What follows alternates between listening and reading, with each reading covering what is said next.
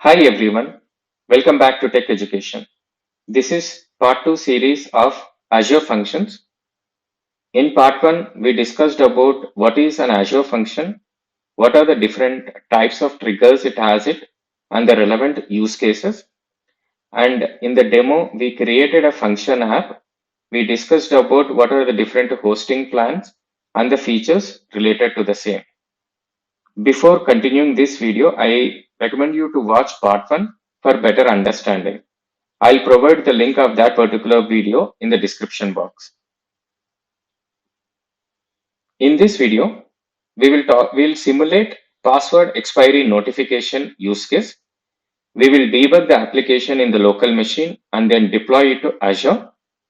For security reasons, we will enable authorizations and then we will discuss about config files. And finally, we'll discuss about environment variables in the function apps. This is one of the use case where functions will be applicable. This is called password expiry notification. The use case is night every day 12 o'clock. This timer trigger will invoke this function and this function will make a call to the database based on some business rules and it will fetch all the users whose ever password is going to expire, maybe in a day or two. And then it will send an email notification to the users saying that your password is going to expire, so and so, etc., using SendGrid. SendGrid is a third-party application which helps us in sending emails. Now, for the sake of demo, we will simulate the same use case with small changes. So this will be a HTTP trigger where we make a web request and we'll invoke this function and this fetch user details and send email content. We will simulate these two methods so that we'll understand the entire flow. This is the function app in Portal. If you see here, there are no functions. Whatever the functions you have you can see it over here. Now let's simulate that particular use case and deploy into the Azure. So this is the class diagram. Run is the method which will execute the function. Password expiry notification is the name of the class. Get users with expiring passwords. Basically, this will give you the dummy data of the users. And finally, send email notification. We'll mention sleep in this method so that we'll get a feel of like sending emails.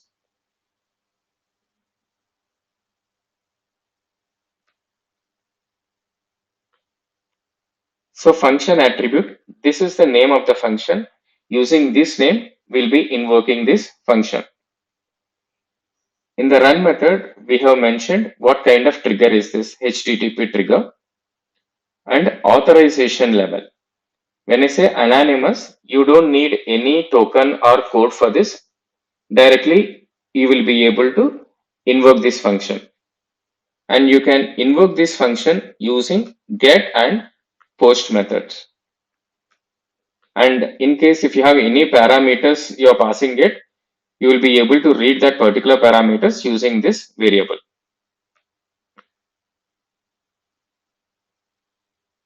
Next is get users with expiring password. So we are just returning this dummy data.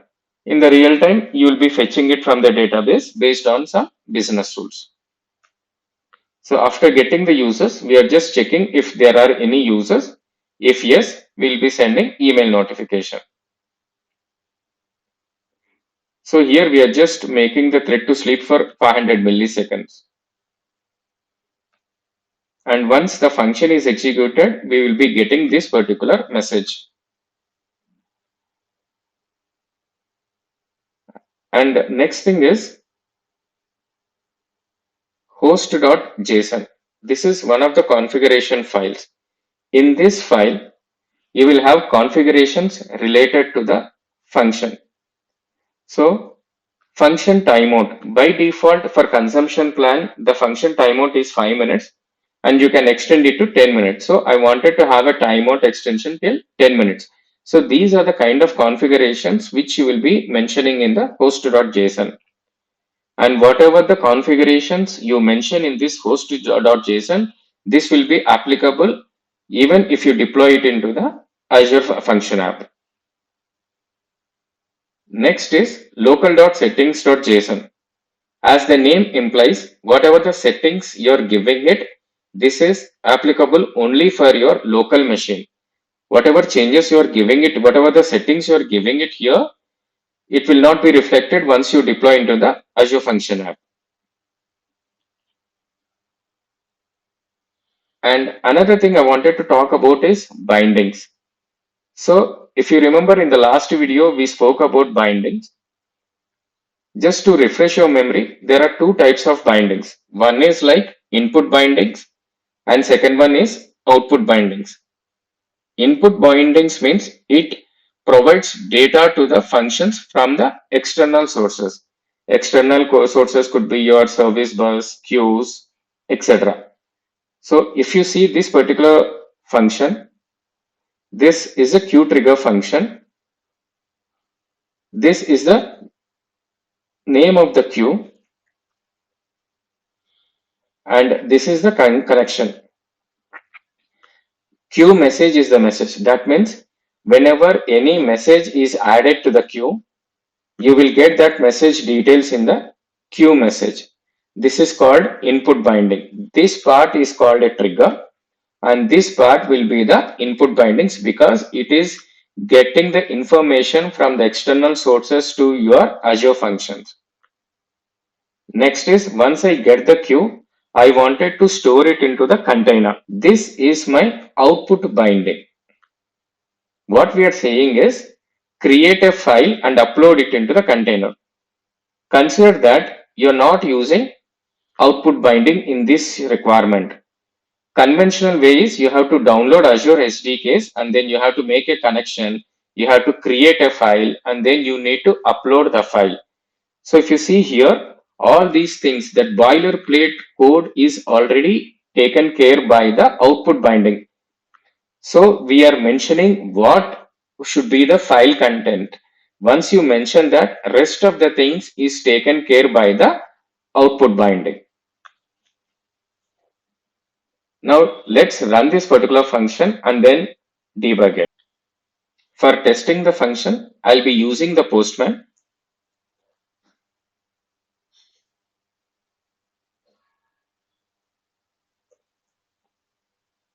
This is the name of the function which we have given it, and this is the local host.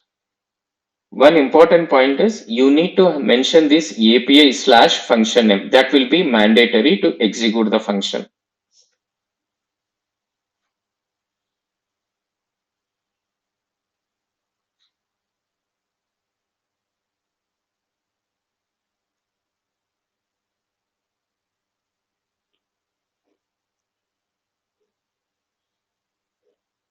So password expiry notification sent to the username. This is the same message which we have given it.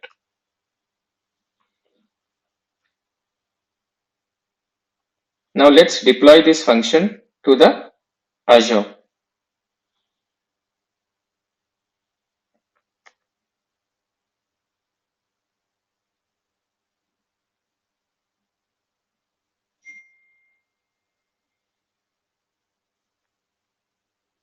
This is the name of the resource group, YouTube, and this is the function app.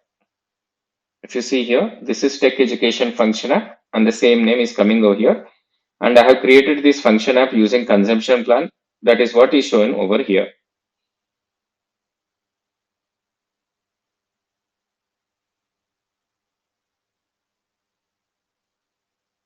Let's publish this.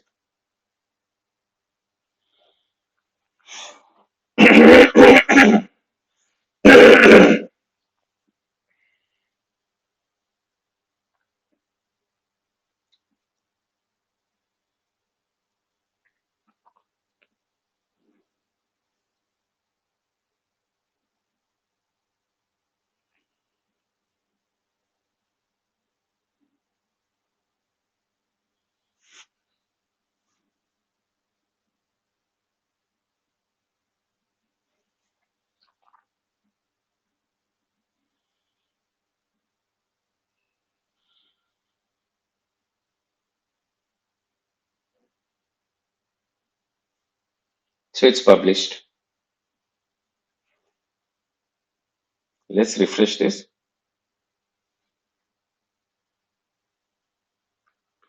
So we are able to see the function over here.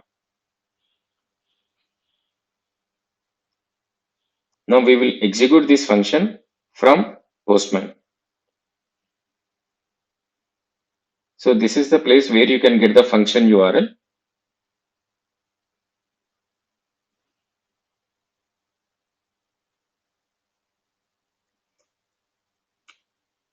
Let's execute using post method.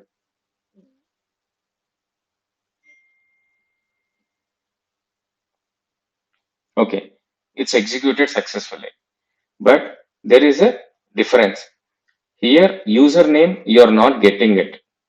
Whereas in the local machine, if you see here, username, you're able to see it.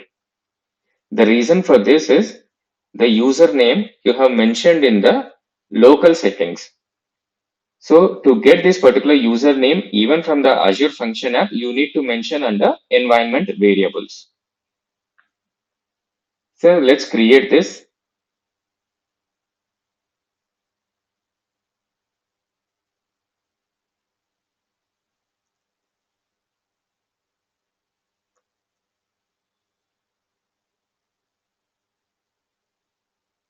This is the place where you will create your app settings.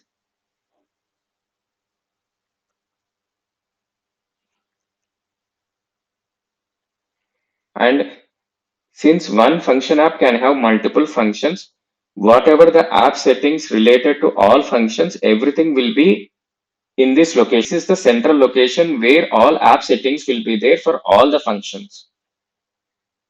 This deployment slot setting, if you enable it, this particular app setting is applicable only for this slot. If you uncheck this, this is applicable for all the deployment slots. In case if you're not aware of what is the deployment slots, we have created a video for Azure App Service where we discussed about deployment slots. I'll provide the link of that particular video also in the description.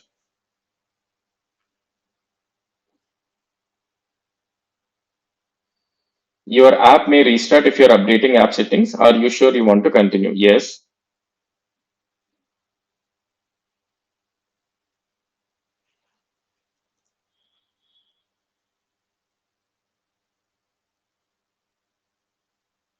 Now let's execute the function again.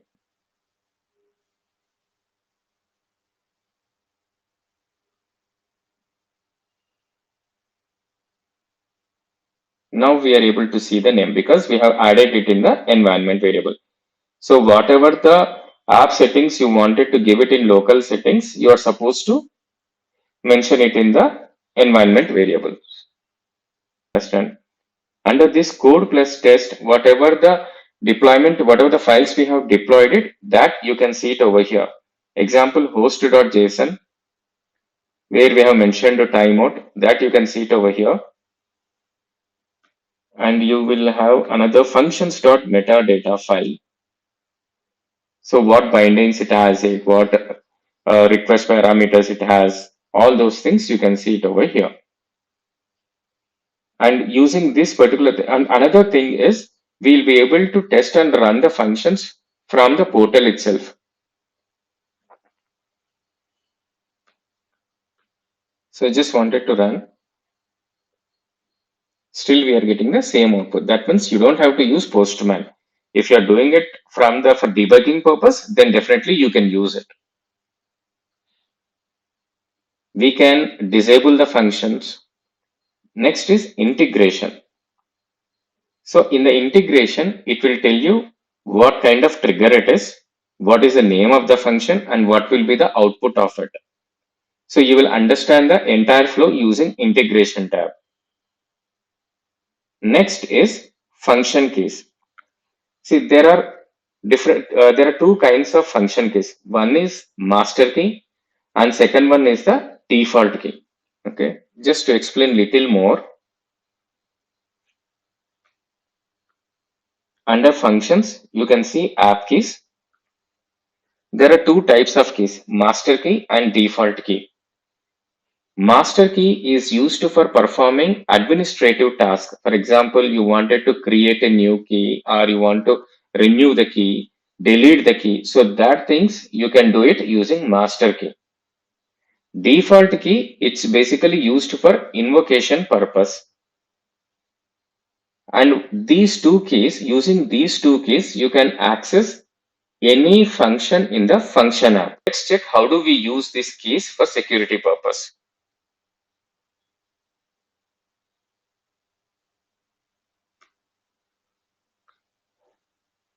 So here initially we made it authorization level dot anonymous. Let's make it as a function. That means whenever you invoke this particular function, you are supposed to pass a key. We'll deploy this function and then test it again.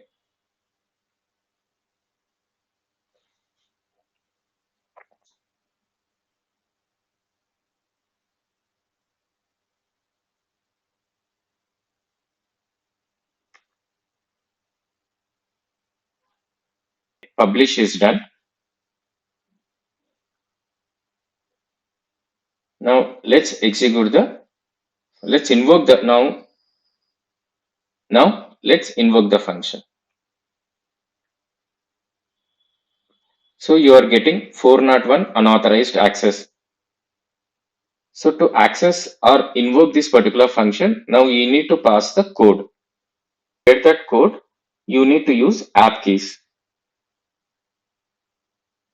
Let's copy this.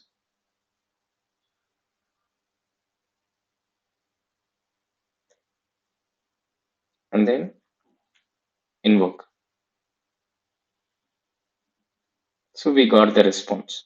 Next is scale out.